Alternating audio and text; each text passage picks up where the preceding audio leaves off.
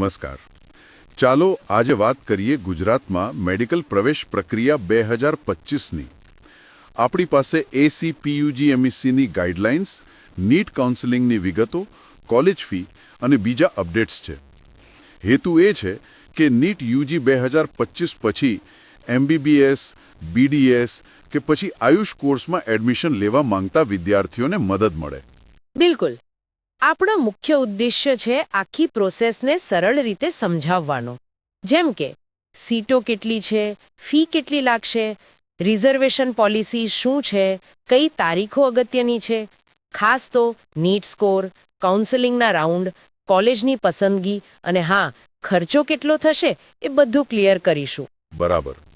તો શરૂઆત કરીએ નીટ UG 2025ના સ્કોરથી. એ જ મુખ્ય આધાર છે, ખરું ને? અને આ બધું સંભાળે છે ACPUG-MEC, એટલે કે admission committee four professional undergraduate medical educational courses. આમ તો સીધું લાગે, પણ અંદર ઝીણી ઝીણી વાતો છે. હા, જેમ કે જુઓ, ટોટલ સીટોમાંથી 85% સ્ટેટ કોટાની છે. એનું કાઉન્સેલિંગ ACPUG-MEC કરે. બાકીની 15% ઓલ ઇન્ડિયા કોટા, એનું ધ્યાન MCC રાખે છે. અને એક બહુ જ અગત્યની વાત, ગુજરાતમાં જે પ્રાઇવેટ મેડિકલ કોલેજ છે ને, એની 100% સીટો મેનેજમેન્ટ કોટા સહિત એ પણ ACPUG-MECના સ્ટેટ કાઉન્સેલિંગથી જ ભરાય છે. અચ્છા, એટલે બહારના વિદ્યાર્થીઓ માટે મેનેજમેન્ટ કોટામાં અહીં ચાન્સીસ નથી. એની વાત પછી કરીશું. પહેલા એ કહો કે ગુજરાતમાં કોલેજોના પ્રકાર કયા કયા છે? સરકારી, GMES, મ્યુનિસિપલ, પ્રાઇવેટ, ઘણું બધું છે. હા, બરાબર. અને એના કારણે સીટોની સંખ્યા અને પ્રકારમાં પણ વિવિધતા છે. જુઓ, લગભગ 40 મેડિકલ કોલેજ છે, બધી મળીને. લગભગ 7,000ની આસપાસ MBBS સીટો. ઓકે, 7,000. એમાંથી સરકારી, GMEMS એટલે કે જે સરકાર સંચાલિત સોસાયટી છે, અને મ્યુનિસિપલ કોર્પોરેશનની આ બધી ગણો તો 4200 જેવી, અને બાકીની લગભગ 2750 એ પ્રાઇવેટ કોલેજોની. એવી જ રીતે ડેન્ટલ એટલે કે BDS માટે 13 કોલેજમાં લગભગ 1255 સીટો છે. એમાં 250 સરકારી અને 1000 ઉપર પ્રાઇવેટ. અને હા, BAMS, BHMS જેવા આયુષ કોર્સ માટે પણ સરકારી અને પ્રાઇવેટ બંનેમાં સારી એવી સીટો છે. અને આ બધા માટે કાઉન્સેલિંગ પ્રક્રિયા તમે કહ્યું ઓનલાઈન છે? હા, આખી પ્રોસેસ ઓનલાઈન છે. શરૂઆત થાય ACPUG-MECની વેબસાઇટ પરથી પિન ખરીદવાથી. એના માટે 11,000 રૂપિયા ભરવાના. એમાં 1,000 નોન રિફંડેબલ અને 10,000 રિફંડેબલ સિક્યોરિટી ડિપોઝિટ હોય છે. એટલે આ પહેલું સ્ટેપ, પિન ખરીદવું. બિલકુલ. પિન મળે એટલે પછી ઓનલાઈન રજિસ્ટ્રેશન ફોર્મ ભરવાનું, ડોક્યુમેન્ટ્સ અપલોડ કરવાના, જેમ કે 10મા-12માની marksheet, NEET score card, domicile, caste certificate વગેરે. પણ અહીં એક વાત ખાસ, અપલોડ કર્યા પછી રાજ્યમાં અલગ અલગ જગ્યાએ હેલ્પ સેન્ટર બનાવ્યા હોય, ત્યાં રૂબરૂ જઈને ઓરિજિનલ ડોક્યુમેન્ટ્સ બતાવવા જ પડે. એ વેરિફિકેશન ફરજિયાત છે. ઓહ, એટલે ખાલી ઓનલાઈનથી પૂરું નથી થતું, ફિઝિકલ વેરિફિકેશન જરૂરી છે. અને પેલું અમુક ખાસ કેસ માટે તો ગાંધીનગર જ જવું પડે, નહીં? હા, સાચી વાત.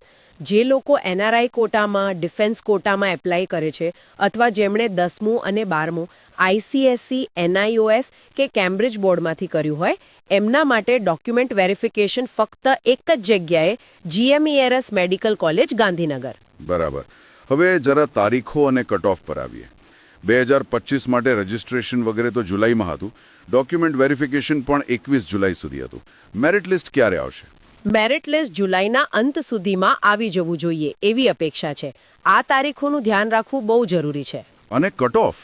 ગયા વર્ષના આંકડા તો છે, પણ આ વર્ષે કહેવાય છે કે ગુજરાતમાંથી ક્વોલિફાય થનારા ઓછા છે. તો શું અસર થશે? જુઓ, ગયા વર્ષના આધારે કહીએ તો સરકારી MBBS સીટ માટે જનરલ કેટેગરીમાં લગભગ 580થી 600 માર્ક્સ જોઈતા હતા. પણ હા, તમે કહ્યું એમ, એક રિપોર્ટ છે કે આ વર્ષે લગભગ 7,000 ઓછા વિદ્યાર્થીઓ ક્વોલિફાય થયા છે ગુજરાતમાંથી. એટલે બની શકે કે કટ ઓફ થોડું નીચે જાય. પણ આ ખાલી અંદાજ છે હો.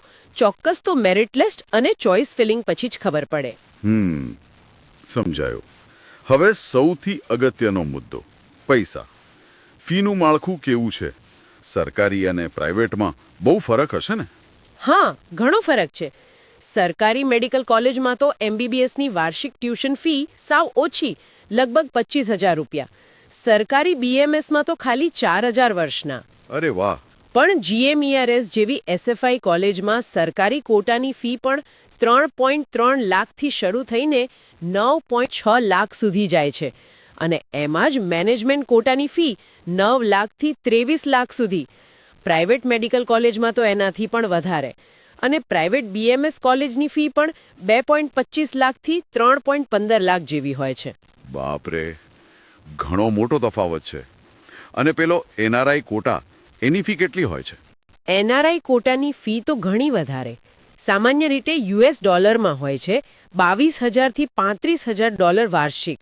એટલે રૂપિયામાં ગણો તો 21 લાખથી 47 લાખ સુધી. કોલેજ પ્રમાણે અલગ અલગ હોય. એટલે કોલેજ પસંદ કરતી વખતે આર્થિક પાસું બહુ જ અગત્યનું બની જાય છે. હવે પેલો પ્રશ્ન જે પહેલા આવ્યો હતો, શું ગુજરાત ઓપન સ્ટેટ છે? મતલબ બીજા રાજ્યના વિદ્યાર્થીઓ અહીં મેનેજમેન્ટ કોટામાં આવી શકે? ના, મેનેજમેન્ટ કોટાની સીટો માટે ગુજરાત ઓપન સ્ટેટ નથી. એટલે બીજા રાજ્યના વિદ્યાર્થીઓ અહીંની પ્રાઇવેટ કોલેજની મેનેજમેન્ટ સીટ માટે અપ્લાય ન કરી શકે. પણ હા, એનઆરઆઈ કોટા છે.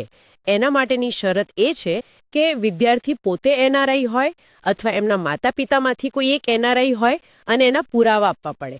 એનઆરઆઈ કોટામાં બધા એનઆરઆઈ સરખા ગણાય, પછી એ ગુજરાતના હોય કે બહારના. અને એ સ્પષ્ટ કરી દઈએ કે આ ACPUGMECની કાઉન્સેલિંગ પ્રોસેસ ખાલી MBBS માટે નથી. બિલકુલ. આ જ પ્રોસેસથી BDS એટલે કે ડેન્ટલ, BMS એટલે આયુર્વેદ અને BHMS એટલે હોમિયોપેથી આ બધા કોર્સમાં એડમિશન મળે છે. આયુષ માટે પણ સરકારી અને પ્રાઇવેટ બંને વિકલ્પો આ જ રીતે ભરાય છે. સરસ. છેલ્લે પેલી બોન્ડ પોલિસીની વાત કરી લઈએ. સરકારી અને GMS કોલેજમાંથી પાસ થનાર માટે આ એક મોટી કમિટમેન્ટ છે. હા, એ બહુ જ મહત્વની શરત છે. MBBS પૂરું કર્યા પછી આ વિદ્યાર્થીઓએ નક્કી કરેલા સમય માટે સામાન્ય રીતે 1 વર્ષ રાજ્યના ગ્રામીણ વિસ્તારમાં ફરજિયાત સેવા આપવી પડે છે. અને જો કોઈને એ સેવા ન કરવી હોય તો પછી એમણે 20 લાખ રૂપિયાની બોન્ડની રકમ ભરવી પડે. આ 20 લાખમાં 15 લાખનો મુખ્ય બોન્ડ અથવા સોલ્વન્સી સર્ટિફિકેટ અને 5 લાખની બેંક ગેરંટી સામેલ હોય છે. એટલે એડમિશન લેતી વખતે આ વાત પણ ધ્યાનમાં રાખવી ખૂબ જરૂરી છે. તો આખી વાતનો સાર એ છે કે ગુજરાતમાં મેડિકલ પ્રવેશ પ્રક્રિયા આમ તો ગોઠવાયેલી છે, પણ એમાં સીટોની ફાળવણી, અલગ અલગ કોટા, સરકારી, મેનેજમેન્ટ, એનઆરઆઈ, ફીનું ગૂંચવણભર્યું માળખું, રિઝર્વેશન, કટ ઓફના અંદાજ અને છેલ્લે આ બોન્ડ, ઘણી બધી બાબતો છે જે આખી પ્રક્રિયાને જટિલ બનાવે છે. બરાબર. અને આ બધી માહિતી પછી એક મોટો સવાલ ઊભો થાય છે વિદ્યાર્થીઓ અને વાલીઓ માટે. આટલા બધા વિકલ્પો અને નિયમો વચ્ચે પોતાના માટે સાચો નિર્ણય કેવી રીતે લેવો? શું ખાલી નીટ રેન્ક અને કટ ઓફ બસ બધું નક્કી કરશે?